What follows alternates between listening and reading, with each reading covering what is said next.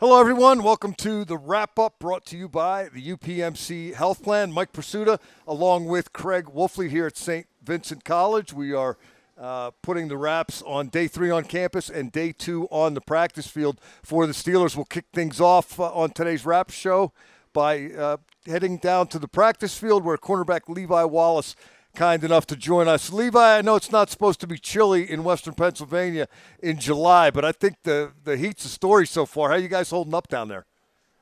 First of all, can you hear me, Wolf? I got you. Can you hear Mike? You got me? All right, we got Levi. Can you hear me? Okay, we've got. We may not be connecting here.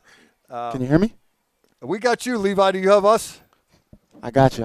Now I'm pressing the button now. Okay, great. I was referencing the heat. I know it's fairly typical for it to be uncomfortable in this part of the country at this time of the year, but it seems to me like the heat's a story.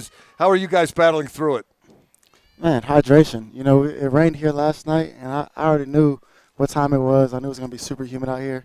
So just trying to get your body ready for that, hydrating a whole bunch, trying to get a lot of salt in guys. We don't want cramping. You don't want to miss reps at a time like this, especially when we're still taking it easy. And so we're still early. We don't want to avoid soft tissue injuries. And so hydration is the key. And, we have a great staff here, great team that tries to prepare us for all that. Well, Levi, now, if I'm not mistaken, you're a Bama guy, right? I mean, you went from deep south, the Alabama and its humidity and, all that stuff. So this can't be that bad for you. Yeah, it's it's a little different. I mean, this right here feels like summer. When you haven't been in it for a long time, I ain't played in Alabama for 6 years. You kind of you don't get used to it. Just like playing in the cold, it's only here for a couple months, and I leave. I go back to Arizona, and I come back, and I'm like, man, this is super cold, and it's like 40 degrees. So you have to get used to it a little bit. Levi, we had your running mate at cornerback, Patrick Peterson, on yesterday, and we asked him, where is he going to line up this season? And he said a little bit of everywhere. Today we saw him playing some slot. We saw him playing a little safety. How do you see the secondary shaping up, and how critical a role do you think a rookie such as Joey Porter Jr. might play in it? Yeah, I think Pat Pete brings a lot what Cam Sutton did. I was joking with him out there. I said, since we're having safety tryouts, you might as well let me get a couple of reps. So it's cool to see Joey working with the ones as well. And, I know we had a game last year with Tampa Bay that a lot of us were hurt. And so the more young guys we can get involved, the way we can make it harder for a lot of offenses this year. And so we're looking forward to that, building upon that chemistry and kind of taking that into the season. Levi, one of the things that, you, as a vet, you come in, you feel a little more settled second time around in a new place, such as like it was in Pittsburgh for you. How are you feeling versus this year, and as in the past, and what personally do you want to gain out of the getting acclimated a little bit? There's always little pointers, little things that you can do, whether it's the technique, the press, what have you. What kind of is first and foremost in your mind that you want to work on and from your personal technique aspect?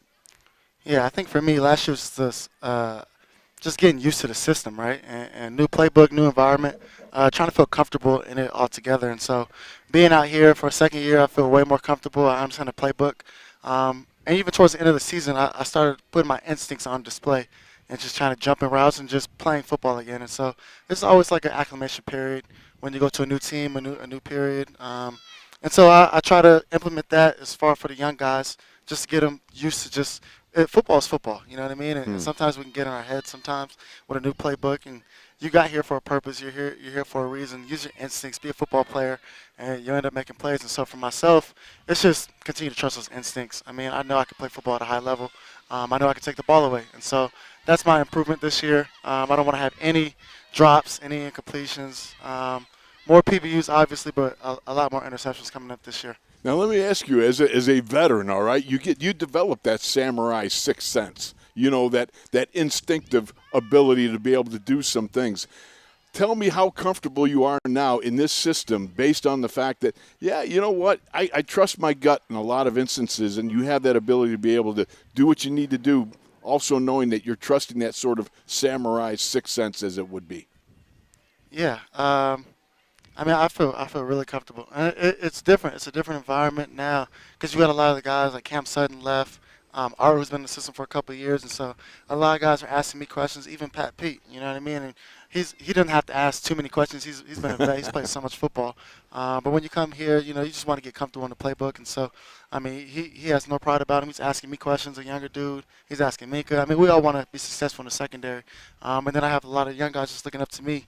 And ask me a bunch of questions just because I've been here for a little bit. And so it's cool. It's a little unique, but I am way more comfortable this year just learning the system, being able to even joke out on the field and not worried about what I have because I know it in the back of my mind now. So now it's all about making plays. Levi, last thing I have for you, everybody or most of the players have talked about the competition between the offense and the defense in those competitive periods and how that's going to benefit both sides. We saw 7 shots today.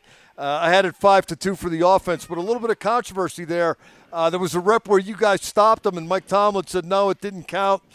Run it again. What happened there? Man, I'm not even sure entirely what happened.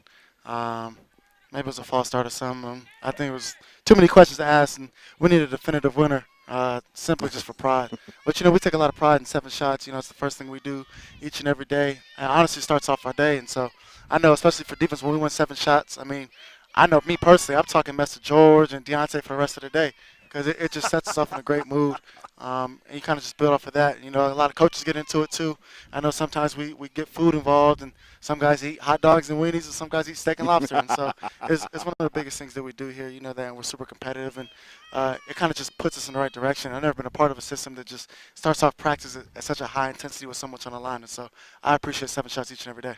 Levi, we appreciate you and your time. I know it's uncomfortable down there. You probably have a cold tub somewhere with your name on it, but thanks for joining us. Appreciate you, Thanks Levi. for having me, guys. Take care. You bet. Levi Wallace, cornerback. That's they take that stuff kind of serious. They do. The competitive.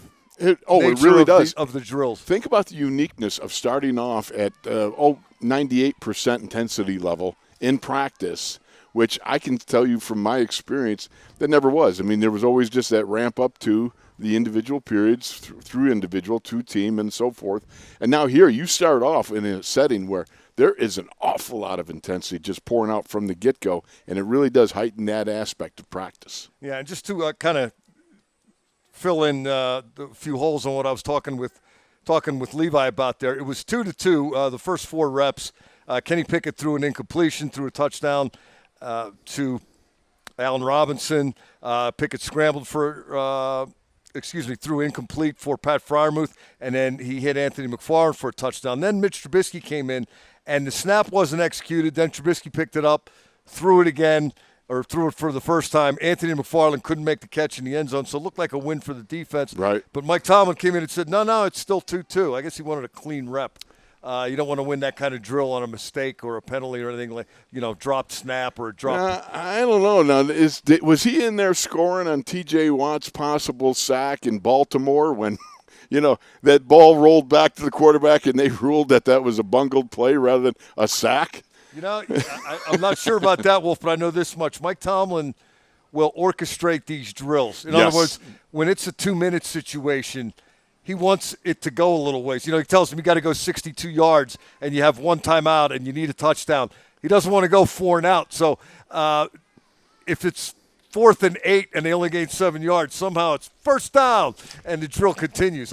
There's a method to the manipulation. Well, there's no question about it. It's always with the benefit of upping the intensity and ratcheting things up a little bit more. I love the way that Mike will set the stage to create some sort of complex thing that you've got to respond to, and he loves to see how guys respond. How do you respond to what's just happened? Because you could be in a game and you could have an interference call late under 2 minutes, say, and everybody gets rattled. Who are the ones that settle down? And it shows up even in these. Mitch Trubisky had a good 7 shots. He relieved Pickett at quarterback and threw for 2 touchdowns and ran for another. Again, had that 5-2 offense. The rest of practice, Wolf, we're still in the acclimation period. They're still shorter than what we're going to see, and the shoulder pads still haven't come on. But I have about 4 or 5 times circled in my notepad here, WHBS, and that is my shorthand for would have been sacked. They're not hitting the quarterback here, but they're getting to the quarterback here. Yes. And, the funny part about it was Such was the buzzing about of the defensive line after the quarterback that they were pushing a lot of the offensive linemen back into the face of Pickett and everybody else. And all of a sudden, the defensive coaches, they got a little, well, first the offensive, then the defensive. Hey, stay off the quarterback. Hey, stay off the quarterback. And out of nowhere, here comes Captain Cam, right? Walks out on the field and yells at him and goes, hey, offensive line, stay off the quarterback. That's the quote of the day right there, baby. You're laughing. I mentioned in your offensive line days, you would have said something along the lines of, oh, very good play by you, defense. We'll try to do better. No, that's only ratchets up the intensity right there. But I got to tell you, when Captain Cam speaks, you stop for a moment, you take it in. In essence, he made a great point.